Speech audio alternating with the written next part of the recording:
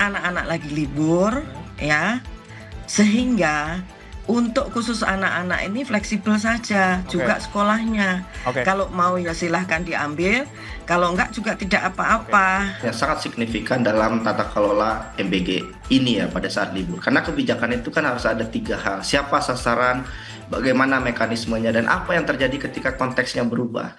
Baik, Ibu Dian, Eh, punten ini terkait dengan makan bergizi gratis ini kan tetap berjalan gitu ya Bu ya di selama libur sekolah. Pertimbangannya apa dan juga kemudian bagaimana kemudian skema penyaluran kepada siswa yang mungkin juga masih libur, tidak sekolah?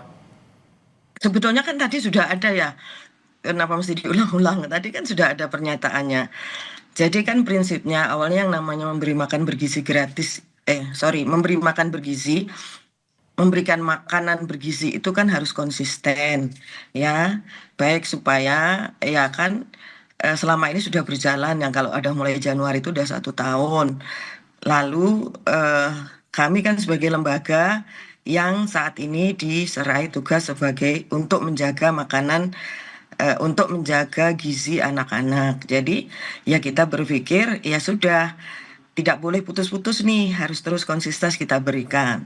Oke, Namun karena anak-anak lagi libur hmm, ya, sehingga untuk khusus anak-anak ini fleksibel saja oke, juga sekolahnya. oke, Kalau mau ya silahkan diambil, kalau enggak juga tidak oke, apa-apa. oke, Itu Bu aja Nani, ya, sebentar. Sebentar, saya mau ngomong itu ya, supaya jelas semua. Jadi tidak ada pemaksaan ya.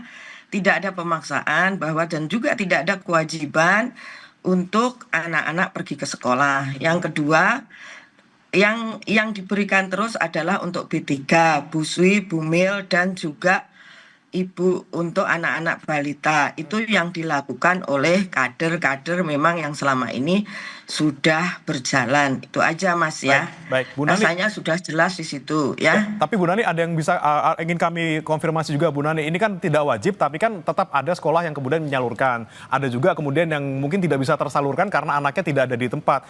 Dengan anggaran yang luar biasa besar gitu Bu, apakah tidak sebaiknya ini diliburkan terlebih dahulu karena bisa kita alihkan mungkin anggarannya ke bidang lain, misalnya kita mau bantu bencana di Sumatera. Kalau pengalian anggaran, silahkan ditanya sama Pak Menteri Keuangan.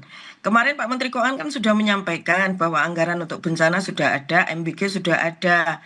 Nah, kalau pengalian kan bukan haknya BGN.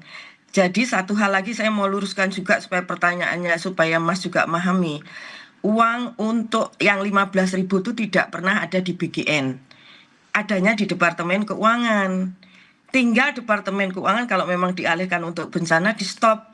Nggak usah ada karena kan itu kan tidak jadi dianggarkan itu tidak ada dalam kelembagaan BGN tapi ada di Departemen Keuangan langsung ditransfer ke dapur-dapur. Jadi kalau mau dialihkan monggo nggak apa-apa, nggak masalah. Jadi kita juga tidak memaksa misalnya meminta departemen langsung tidak. Kalau misalnya departemen menyampaikan kami stop dulu untuk kami alihkan ke sana ya tidak apa-apa. Karena kan tidak ada di kami anggarannya. Anggarannya ada di Departemen Keuangan. Duitnya tidak pernah ada di BGN.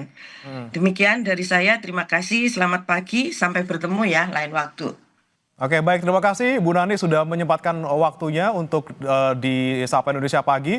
Kemudian saya akan ke Mas Media dengan melihat mungkin tanggapan dari BGN gitu ya dengan tetap berjalannya makan bergizi gratis di tengah liburan seperti ini dan memang kalau tadi kata Bu Nani tidak ada soal anggaran tuh kalau di BGN, semuanya di Kementerian Keuangan. Seperti apa Anda melihatnya terkait dengan penyaluran BGN, penyaluran MBG di tengah liburan seperti ini, Mas? Ya, sayang sekali saya nggak bisa dengar Bu Nani lebih lama ya. Karena yang ditunggu oleh publik, masyarakat, guru adalah penjelasan dari BGN. Karena masyarakat hari ini itu bingung. Bagaimana mungkin ketika anak-anak sekolah libur, kemudian MBG itu masih jalan. Orang tua harus ke sekolah, guru tetap harus di sekolah, dan lain-lain. Jadi menurut saya ini ada kesalahan yang sangat signifikan dalam tata kelola MBG ini ya pada saat libur. Karena kebijakan itu kan harus ada tiga hal. Siapa sasaran, bagaimana mekanismenya, dan apa yang terjadi ketika konteksnya berubah. Dan sekarang konteksnya kan berubah. Anak-anak itu nggak ada di sekolah karena MBG itu awalnya itu programnya basisnya sekolah. Penerimanya jelas, logistiknya jelas. Dan kalau anak-anak itu nggak ada di sekolah, siapa yang kemudian bisa diawasi?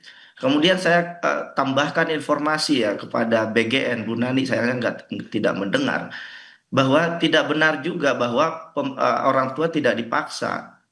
Dalam banyak sekolah itu keluarga diminta untuk mengambil ke sekolah gitu.